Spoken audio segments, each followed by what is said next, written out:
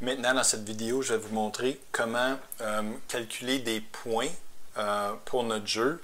Ce qu'on va faire, c'est qu'à chaque seconde, on va regarder le nombre de balles qui sont en jeu et on va additionner ça à notre nombre de points. Donc, quand on va commencer, après la première seconde, on va peut-être avoir 9 balles ou 8 balles. Et à la seconde suivante, s'il en reste 5, on va ajouter 5. Et si pendant la seconde suivante, il en restait juste 3, bien, on va ajouter 3. Donc, le compteur ici va être le cumul de ces points-là. Donc, je vous montre comment ça fonctionne.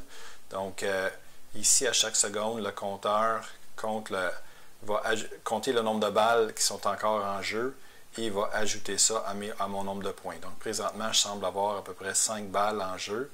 Donc, à chaque seconde, le compteur monte de 5. Donc, voilà. Pour faire ça, ce qu'on fait, c'est que ça nous prend, comme d'habitude, une variable que j'ai tout simplement appelée point. Okay. J'ai mis ça à la ligne 158. On aurait pu le mettre ailleurs, là, mais je l'ai mis après la fonction animée. Donc, point, au départ de notre jeu, on en a 0. Et ce qu'on a décidé, c'était à chaque 1000 millisecondes, c'est-à-dire à chaque seconde, on va utiliser la méthode setInterval pour exécuter la petite fonction que j'ai définie en place ici. Donc, je vous rappelle que setInterval va exécuter le code qui est à l'intérieur de la fonction que j'ai définie ici à la ligne 159 à chaque 1000 millisecondes, c'est-à-dire à chaque seconde.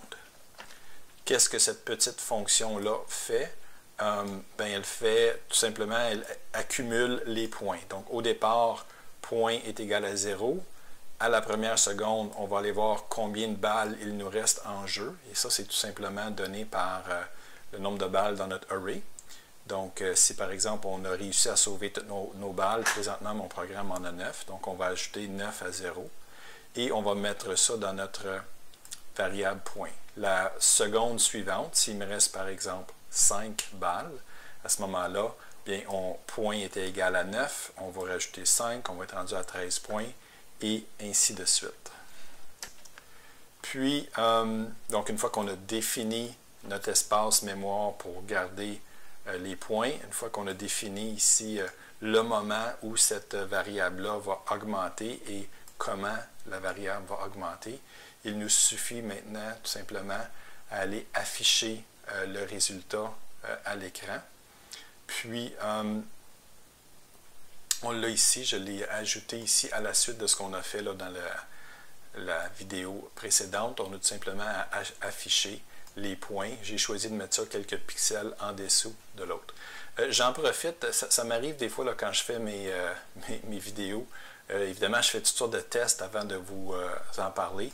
Et ça m'arrive des fois d'écrire des choses dans mon fichier qu'on n'utilise pas finalement dans notre programme. Donc, c'est le cas ici. J'ai vu des élèves là, qui avaient utilisé, qui avaient codé ça ici, souris bouge, là, puis c'était inutile. Donc, effacez ça.